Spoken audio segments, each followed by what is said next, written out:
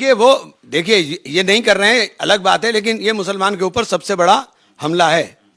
ये मुसलमान की प्रॉपर्टियों को खुर्द-बुर्द करने की तैयारी है। और ये जो बोल रहे हैं कि साहब हमने वक्फ बाय यूजर को चेंज करा दिया, ये मेरे पास दस्तावेज है। ये सीधे सीधे कह रहा है कि वक्फ बाय यूजर के अंदर इन्होंने शर्त लगा दी है कि जो संपत्ति विवादग्रस्त होगी या जो संपत्ति पर सरकारी कब्जा होगा उस संपत्ति के ऊपर वक्फ बाय यूजर लागू नहीं होगा।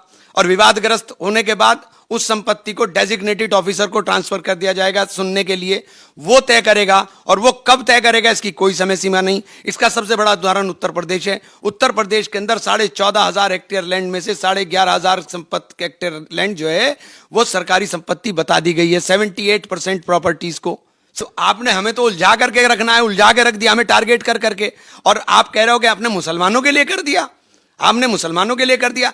आपने इसमें अपराधियों को संरक्षण देने का काम कर रहे हो। इसके अंदर गैर मुस्लिम भी होंगे, जबकि दूसरे किसी बोर्ड में कोई गैर मुस्लिम, और इसके अंदर तो बहुमत गैर मुस्लिम का हो जाएगा, इसमें तो बहुमत भी गैर मुस्लिम का हो जाएगा।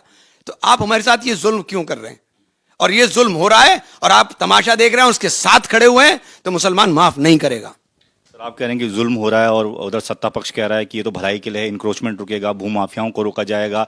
आप लोग जो हैं, जो विपक्ष के लोग हैं, वो लोगों को भड़काने का काम कर रहे हैं। मैं भड़का रहा हूं, ये दस्तावेज है, मैं भड़का नहीं रहा हूं। ये दस्तावेज है, इसके अंदर सीधा सीधा लिखा हुआ है, इसमें सीधा सीधा लिखा हुआ है कि जो इन्होंने वक्फ बाय यूजर जिससे कह रहे हैं कि रोक लेंगे, उसमें लिखा है उपयोगकर्ता द्वारा विद्यमान वक्फ इसके वक्फ संपत्ति के रूप में बना रहेगा, सिवाय कि संपत्ति पूर्णतः या भागतः विवादाग्रस्त है या कोई सरकारी संपत्ति है।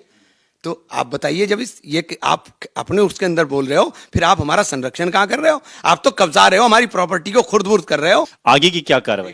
ये जुल्म है, हम लड़ाई लड़ेंगे, कोर्ट में भी जाएंगे।